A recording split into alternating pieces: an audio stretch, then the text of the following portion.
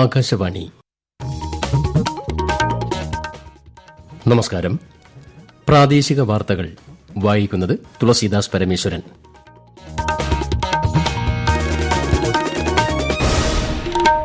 പ്രധാന വാർത്തകൾ. പ്രധാനമന്ത്രി നരേന്ദ്രമോദിയുടെ 3 ദിവസത്തെ ബ്രൂണൈ സിംഗപ്പൂർ സന്ദർശനത്തിന് ഇന്ന് തുടക്കം. സംസ്ഥാനത്ത് ഓണക്കിറ്റ് വിതരണം ഈ മാസം 9 മുതൽ. ഓണം ഫെയറുകളുടെ ഉദ്ഘാടനം മുഖ്യമന്ത്രി പിണറായി വിജയൻ മറ്റന്നാൾ നിർവഹിക്കും. മന്ത്രിസ്ഥാനത്ത് നിന്ന് മാറുമെന്ന വാർത്തകളെക്കുറിച്ച് അറിയില്ലെന്നും തീരുമാനിക്കേണ്ടത് ദേശീയ നേതൃത്വമെന്നും വനം മന്ത്രി എ കെ ശശീന്ദ്രൻ. പോലീസ് ഉദ്യോഗസ്ഥർക്കെതിരെയുള്ള ആരോപണങ്ങളിൽ PV അൻവർ MLA മുഖ്യമന്ത്രിയുമായി കൂടിക്കാഴ്ച നടത്തുന്നു. അന്വേഷണം പ്രഹസനമെന്ന് പ്രതിപക്ഷ നേതാവ്. കേന്ദ്ര ഏജൻസികൾ അന്വേഷിക്കണമെന്ന് BJP അധ്യക്ഷൻ. പാരീസ് പാരാലിമ്പിക്സിന്റെ 6ാം ദിനം മെഡൽ നേട്ടം മെച്ചപ്പെടുത്താൻ ഇന്ത്യ. വാർത്തകൾ വിശദമായി. പ്രധാനമന്ത്രി നരേന്ദ്രമോദിയുടെ 3 ദിവസത്തെ ബ്രൂണൈ സിംഗപ്പൂർ സന്ദർശനത്തിന് ഇന്ന് തുടക്കം. ഇരു രാജ്യങ്ങളുമായുള്ള ഇന്ത്യയുടെ ബന്ധം കൂടുതൽ മെച്ചപ്പെടുത്തുവാനും ആസിയാൻ മേഖലാ വികസനത്തിനും സന്ദർശനം സഹായിക്കുമെന്ന് യാത്രയ്ക്ക് മുന്നോടിയായി പുറത്തിറക്കിയ പ്രസ്താവനയിൽ പ്രധാനമന്ത്രി പറഞ്ഞു. ഇന്ത്യയുടെ ആക്ട് ഈസ്റ്റ് നയങ്ങളിലും ഇൻഡോ പസഫിക് കാഴ്ചപ്പാടുകളിലും പ്രധാന പങ്കാളികളാണ് ഇന്ത്യയും സിംഗപ്പൂരുമെന്നും പ്രധാനമന്ത്രി പ്രസ്താവനയിൽ പറഞ്ഞു.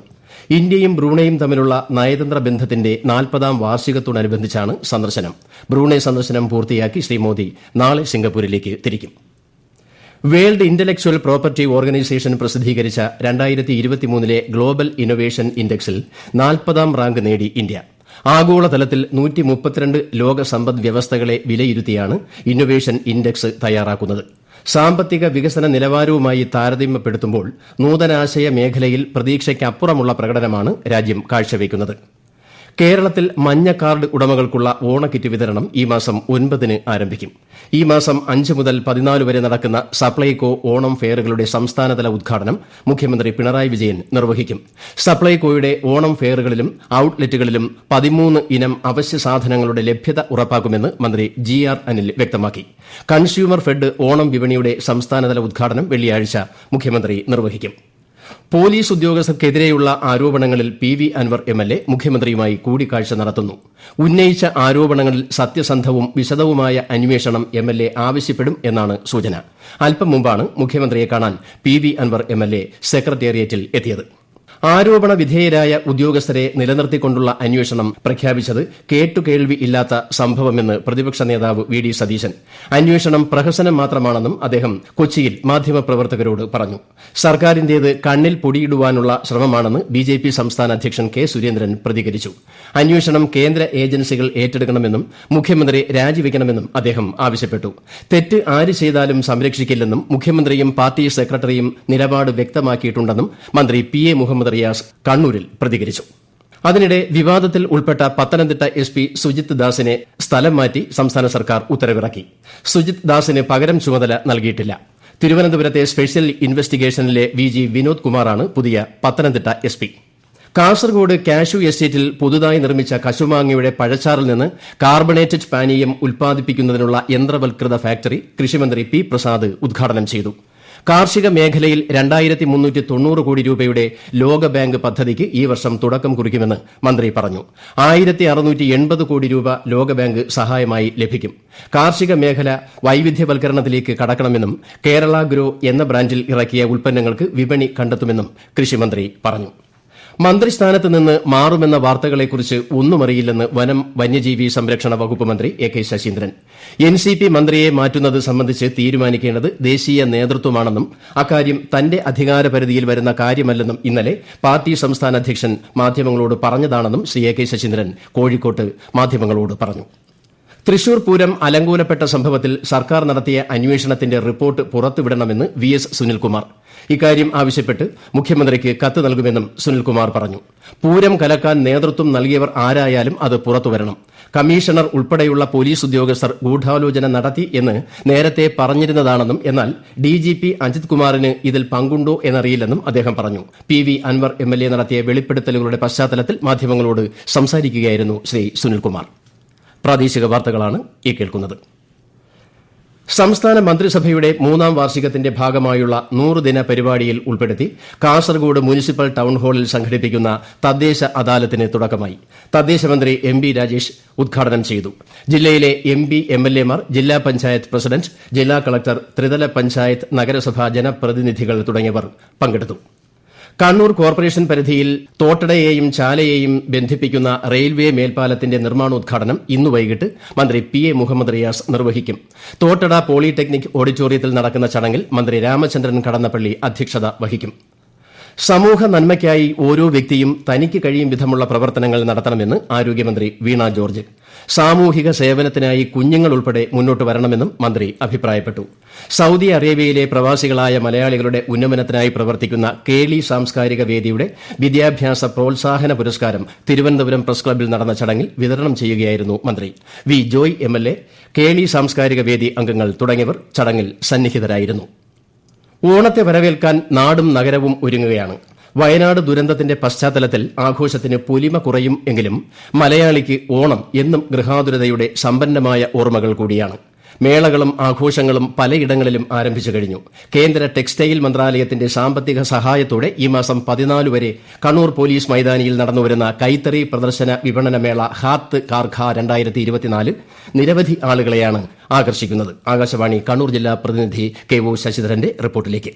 നാഷണൽ ഹാൻഡ്ലൂം ഡെവലപ്മെന്റ് പ്രോഗ്രാമിൽ ഉൾപ്പെടുത്തിയാണ് കണ്ണൂരിൽ കൈത്തറി പ്രദർശന വിപണനമേള സംഘടിപ്പിച്ചിട്ടുള്ളത്. കേരളത്തിലെ പ്രമുഖ കൈത്തറി സംഘങ്ങൾ ഹാൻഡെക്സ്, ഹാൻഡ്വീവ് എന്നിവയ്ക്ക് പുറമെ കരകൌശല സംഘങ്ങളും ഇതര സംസ്ഥാന കൈത്തറി കരകൌശല സംഘങ്ങളും മേളയിലുണ്ട്. 63 സ്റ്റാളുകളാണ് ഒരുക്കിയിട്ടുള്ളത്. കൈത്തറി മുണ്ടുകൾ, ബെഡ്ഷീറ്റുകൾ, പട്ടുസാരികൾ എന്നിവയ്ക്ക് പുറമെ അപൂർവമായ കരകൌശല ഉൽപ്പന്നങ്ങളും സജ്ജമാക്കിയിട്ടുണ്ട്. കേരള കൈത്തറി ഉൽപ്പന്നങ്ങൾക്ക് 20% സർക്കാർ റിബേറ്റും ലഭ്യമാണ്. പരമ്പരാഗത തൊഴിലേർപ്പെട്ടിരിക്കുന്ന ആയിരക്കണക്കിന് തൊഴിലാളികളുടെ പ്രതീക്ഷയാണ് ഓരോ കാലത്തെയും ഇത്തരം മേളകൾ. തങ്ങളുടെ ഉൽപ്പന്നങ്ങൾക്ക് ലഭിക്കുന്ന മികച്ച വിൽപ്പനയിലൂടെ സാധാരണക്കാരുടെ ജീവിത സാഹചര്യത്തെ മെച്ചപ്പെടുത്താനുള്ള ശ്രമം കൂടിയാണ് കൈത്തറി പ്രദർശന വിപണനമേള.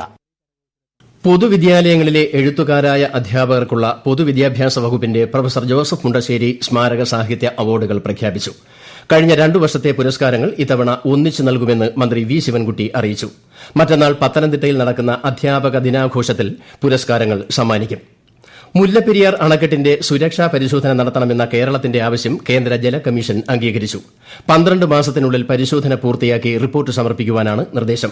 സുപ്രീം കോടതി നിയോഗിച്ച എം ഭവേഡ് കമ്മിറ്റി 2011-ലാണ് ഇതിനു മുൻപ് പരിശോധന നടത്തിയത്. കേരളത്തിൽ വടക്കൻ ജില്ലകളിൽ മഴ തുടരുമെന്ന് കേന്ദ്ര കാലാവസ്ഥാ വകുപ്പ്. കോഴിക്കോട്, കണ്ണൂർ, കാസർഗോഡ് ജില്ലകളിൽ ഇന്ന് മഞ്ഞ ജാഗ്രത പ്രഖ്യാപിച്ചിട്ടുണ്ട്. പാരീസ് പാരാലിമ്പിക്സിന്റെ 6ാം ദിനമായ ഇന്ന് കൂടുതൽ മെഡൽ പ്രതീക്ഷയുമായി ഇന്ത്യൻ താരങ്ങൾ കളത്തിലിറങ്ങും. തന്റെ 2ാം സ്വർണത്തിനായി ഇന്ത്യൻ ഷൂട്ടർ ആവണി ലേഖാര ഇന്ന് മത്സരിക്കും. വനിതകളുടെ 50 മീറ്റർ റൈഫിൾസിലാണ് ആവണി മത്സരിക്കുന്നത്. ഇതേ ഇനത്തിൽ ഇന്ത്യയുടെ മോന അഗർവാളും മത്സരരംഗത്തുണ്ട്. പുരുഷന്മാരുടെ ഹൈജമ്പിൽ T63 ഇനത്തിൽ മാരിയപ്പൻ തങ്കവേലുവും ശൈലേഷ് കുമാറും ശരത് കുമാറും ഇന്ന് കളത്തിലിറങ്ങും. വനിതകളുടെ ഷോട്ട്പുട്ടിൽ F34 ഫൈനലിൽ ഫാഹിശ്രീ ജാദവും ഇന്ത്യയ്ക്കായി മാറ്റുരയ്ക്കും. പുരുഷന്മാരുടെ ജാവലിൻ ത്രോ ഫൈനലിൽ അജിത് സിംഗ്, റിങ്കു, സുന്ദർ ഗുർജാർ എന്നിവരും വനിതകളുടെ അമ്പെയ്ത്തിൽ വെങ്കല മെഡലിനായി പൂജയും ഇന്ന് മത്സരിക്കും. അത്ലറ്റിക്സിൽ വനിതകളുടെ 400 മീറ്ററിൽ ദീപ്തി ജീവൻജിയും മത്സരരംഗത്തുണ്ട്. നിലവിൽ 3 സ്വർണവും 5 വെള്ളിയും 7 വെങ്കലവും ഉൾപ്പെടെ 15 മെഡലുകളാണ് ഇന്ത്യയ്ക്ക് ലഭിച്ചത്. കേരള ക്രിക്കറ്റ് ലീഗ് ആദ്യ ദിനത്തിലെ 2ാം മത്സരത്തിൽ ട്രിവാൻഡ്രം റോയൽസിന് വിജയം. മഴ 2 തവണ തടസ്സപ്പെടുത്തിയ മത്സരത്തിൽ മഴ നിയമപ്രകാരമാണ് വിജയം തീരുമാനിച്ചത്. അബ്ദുൾ ബാസിദാണ് കളിയിലെ കേമൻ. രാജ്യത്തെ ഓഹരി സൂചികകൾ നഷ്ടത്തിൽ വ്യാപാരം ആരംഭിച്ചു. ബോംബെ ഓഹരി സൂചിക സെൻസെക്സ് 85 പോയിന്റ് താഴ്ന്ന് 82,475-ലും ദേശീയ ഓഹരി സൂചിക നിഫ്റ്റി 24 പോയിന്റ് താഴ്ന്ന് 25,245-ലും വ്യാപാരം പുരോഗമിക്കുന്നു. സ്വർണ്ണവിലയിൽ മാറ്റമില്ല. പവന് 53,360 രൂപയും ഗ്രാമിന് 6,670 രൂപയുമാണ് ഇന്നത്തെ വില. കണ്ണൂർ കൂത്തുപറമ്പിനടുത്ത് കണ്ടംകുന്നിൽ ബസ്സിടിച്ച് സ്കൂട്ടർ യാത്രക്കാരൻ മരിച്ചു. ആയിത്തറ സ്വദേശി മനോഹരനാണ് മരിച്ചത്. ആന്ധ്രാപ്രദേശിലും തെലങ്കാനയിലും ഉണ്ടായ കനത്ത മഴയെ തുടർന്ന് സംസ്ഥാനത്ത് ഓടുന്ന ചില തീവണ്ടികൾ റദ്ദാക്കി. ഈ മാസം 5-ാം തീയതി പുറപ്പെടേണ്ട എറണാകുളം ടാറ്റാനഗർ, 6-ാം തീയതിയിലെ കൊച്ചുവേളി ഷാലിമാർ, നാളെ പുറപ്പെടേണ്ട എറണാകുളം ഹാറ്റ്യ ദർത്തി ആബ, 7-നുള്ള കന്യാകുമാരി ഹൌറ എന്നീ തീവണ്ടികളാണ് റദ്ദാക്കിയത്. പ്രധാന വാർത്തകൾ വീണ്ടും. പ്രധാനമന്ത്രി നരേന്ദ്രമോദിയുടെ 3 ദിവസത്തെ ബ്രൂണെ സിംഗപ്പൂർ സന്ദർശനത്തിന് ഇന്ന് തുടക്കം. സംസ്ഥാനത്ത് ഓണക്കിറ്റ് വിതരണം ഈ മാസം 9 മുതൽ. ഓണം ഫെയറുകളുടെ ഉദ്ഘാടനം മുഖ്യമന്ത്രി പിണറായി വിജയൻ മറ്റന്നാൾ നിർവഹിക്കും. മന്ത്രിസ്ഥാനത്ത് നിന്ന് മാറുമെന്ന വാർത്തകളെക്കുറിച്ച് അറിയില്ലെന്നും തീരുമാനിക്കേണ്ടത് ദേശീയ നേതൃത്വമെന്നും വനം മന്ത്രി എ.കെ. ശശീന്ദ്രൻ. പോലീസ് ഉദ്യോഗസ്ഥർക്കെതിരെയുള്ള ആരോപണങ്ങളിൽ പി.വി. അൻവർ എം.എൽ.എ. മുഖ്യമന്ത്രിയുമായി കൂടിക്കാഴ്ച നടത്തുന്നു. അന്വേഷണം പ്രഹസനമെന്ന് പ്രതിപക്ഷ നേതാവ്. കേന്ദ്ര ഏജൻസികൾ അന്വേഷിക്കണമെന്ന് ബി.ജെ.പി. അധ്യക്ഷൻ. പാരീസ് പാരാലിമ്പിക്സിന്റെ 6ാം ദിനം മെഡൽ നേട്ടം മെച്ചപ്പെടുത്താൻ ഇന്ത്യ. പ്രാദേശിക വാർത്തകൾ കഴിഞ്ഞു. അടുത്ത വാർത്താ പ്രക്ഷേപണം 12:50.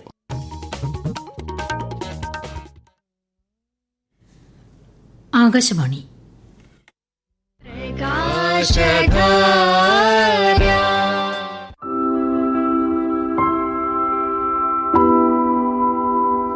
പ്രകൃതി ദുരന്തങ്ങൾക്ക് ശേഷമുള്ള ആരോഗ്യ സംരക്ഷണ മാർഗങ്ങൾ ഡോക്ടർ ക്രിസ്റ്റി മരിയ മാനുവൽ സംസാരിക്കുന്നു. ഒരു പരിധിവരെ മനുഷ്യരുടെ നിയന്ത്രണങ്ങൾക്കപ്പുറത്താണ് പ്രകൃതി ദുരന്തങ്ങൾ. മിന്നൽ പ്രളയം, വെള്ളപ്പൊക്കം, ഉരുൾപൊട്ടൽ, മണ്ണിടിച്ചിൽ, അപ്രതീക്ഷിത പേമാരി, ചുഴലിക്കാറ്റ് തുടങ്ങി അനേകം പ്രതിഭാസങ്ങൾ കാലാവസ്ഥാ വ്യതിയാനത്തിന്റെ ഭാഗമാണ്. ചില ദുരന്തങ്ങൾ മനുഷ്യനിർമ്മിതമായിട്ടും വരാം. അപ്രതീക്ഷിതമായി വരുന്നതുകൊണ്ട് തന്നെ ഈ ദുരന്തങ്ങൾക്ക് ശേഷം നാം ശ്രദ്ധിക്കേണ്ടതായി വരുന്നു. പ്രധാനമായും പകർച്ചവ്യാധിക്കെതിരെയും മറ്റ് ആരോഗ്യ പ്രശ്നങ്ങൾക്കെതിരെയും ജാഗ്രത പാലിക്കേണ്ടതാണ്. അതോടൊപ്പം തന്നെ വൈദ്യുതി ആഘാതം, പരിക്കുകൾ എന്നിവ ഉണ്ടാകാനുള്ള സാധ്യതയും പരിശോധിക്കണം. വൈദ്യുതി ആഘാതം സംഭവിച്ച വ്യക്തിയെ നിരപ്പായ ഒരു പ്രതലത്തിൽ ഒരു വശത്തേക്ക് ചെരിച്ചു കിടത്തി ശ്വാസോച്ഛ്വാസത്തിന് തടസ്സമില്ല എന്ന് ഉറപ്പാക്കിയ ശേഷം വിദഗ്ധ സഹായം തേടേണ്ടതാണ്. വീടിന്റെ വാതിലിന്റെ ഇരുവശവും ചെളിയായതിനാൽ തുറക്കുക ശ്രമകരമായിരിക്കും. നമ്മൾ അറേഞ്ച് ചെയ്ത് വെച്ചിട്ട് പോയ വീടായിരിക്കില്ല പിന്നീട് നമ്മൾ അകത്തേക്ക് കാണാൻ പോകുന്നത്. വെള്ളത്തിലൂടെ വസ്തുക്കൾ ഒഴുകി നടന്നിട്ടുണ്ടാകാം. ഫാനിന്റെ മുകളിലോ മറ്റോ ഒക്കെ പോയി തങ്ങി നിൽക്കുന്ന വസ്തുക്കൾ നമ്മുടെ തലയിൽ വീഴാനുള്ള സാധ്യത മുന്നിൽ കാണണം. വീടിനകത്തെ എല്ലാ ഇലക്ട്രിക് ഉപകരണങ്ങളുടെയും പ്ലഗ് സൂക്ഷിച്ചു മാത്രം ഊരിയിടുക. പരിക്കുകൾ സംഭവിച്ചവർക്ക് മെഡിക്കൽ ക്യാമ്പ്, മൊബൈൽ മെഡിക്കൽ യൂണിറ്റുകൾ എന്നിവ വഴി വേണ്ട പരിചരണവും ടെറ്റനസ് ടോക്സോയിഡ് ഇഞ്ചക്ഷനും നൽകുന്നതാണ്. ജലജന്യ രോഗങ്ങളായ വയറിളക്കം, കോളറ, മഞ്ഞപ്പിത്തം, ടൈഫോയിഡ് എന്നിവയും ജന്തുജന്യ രോഗങ്ങളായ എലിപ്പനി, പാമ്പുകടി, കൊതുക് ജന്യ രോഗങ്ങളായ ഡെങ്കിപ്പനി, ചിക്കൻ ഗുനിയ, മന്ത്, ത്വക്ക് രോഗങ്ങളായ വളങ്കടി, വായുജന്യ രോഗങ്ങളായ ചിക്കൻ ബോക്സ്, H1N1, മറ്റ് വൈറൽ അസുഖങ്ങൾ എന്നിവയും തടയാൻ ആവശ്യമായ പ്രതിരോധ മാർഗങ്ങൾ നാം സ്വീകരിക്കണം. ഇതിനായി നമുക്ക് എന്തൊക്കെ ശ്രദ്ധിക്കണമെന്ന് നോക്കാം. മെഡിക്കൽ ക്യാമ്പുകളിലും മൊബൈൽ മെഡിക്കൽ യൂണിറ്റുകളിലും പൊതുജന ആരോഗ്യ യൂണിറ്റുകളിലും ചികിത്സയ്ക്ക് പുറമെ ടാങ്ക് അഥവാ ഓവർഹെഡ് ടാങ്ക് ശുദ്ധീകരിക്കാൻ ബ്ലീച്ചിംഗ് പൗഡർ ലഭ്യമാണ്. ഗുണമേന്മയുള്ള ബ്ലീച്ചിംഗ് പൗഡറാണ് നമ്മൾക്ക് ഇവിടെ നിന്നും ലഭ്യമാകുന്നത്. കുടിവെള്ള ലഭ്യത വലിയ ഒരു പ്രതിസന്ധി തന്നെയാണ് ഈ കാലഘട്ടത്തിൽ. തിളപ്പിച്ചാറ്റിയ വെള്ളം മാത്രം കുടിക്കുക. സാധാരണ ക്ലോറിനേഷൻ നടത്താൻ 1000 ലിറ്റർ വെള്ളത്തിന് 25 ഗ്രാം ബ്ലീച്ചിംഗ് പൗഡറാണ് ആവശ്യം. എന്നാൽ വെള്ളപ്പൊക്കത്തിനു ശേഷം ജലസ്രോതസ്സുകൾ കക്കൂസ് വെള്ളവുമായി അതീവ മലിനമായതിനാൽ സൂപ്പർ ക്ലോറിനേഷൻ ആവശ്യമായി വരുന്നു. ഇതിനായി 1000 ലിറ്റർ വെള്ളത്തിന് 5 ഗ്രാം അഥവാ 1 ടീസ്പൂൺ ബ്ലീച്ചിംഗ് പൗഡറാണ് ആവശ്യം. കിണറ്റിലെ വെള്ളത്തിന്റെ അളവ് ഏകദേശം കണക്കാക്കി ബ്ലീച്ചിംഗ് പൗഡർ ഒരു പ്ലാസ്റ്റിക് ബക്കറ്റിൽ എടുക്കുക. ഇതിൽ അല്പം വെള്ളം ചേർത്ത് കുഴമ്പ് പരുവത്തിലാക്കി ബക്കറ്റിന്റെ 1/4 ഭാഗം വെള്ളമൊഴിക്കുക. ശേഷം 10 മിനിറ്റ് അനങ്ങാതെ വെക്കുക. 10 മിനിറ്റ് കഴിയുമ്പോൾ ചുണ്ണാമ്പ് താഴെ അടിയും. മുകളിലുള്ള വെള്ളത്തിൽ ക്ലോറിൻ ലയിച്ചു ചേർന്നിരിക്കാം. വെള്ളം കോരുന്ന ബക്കറ്റിലേക്ക്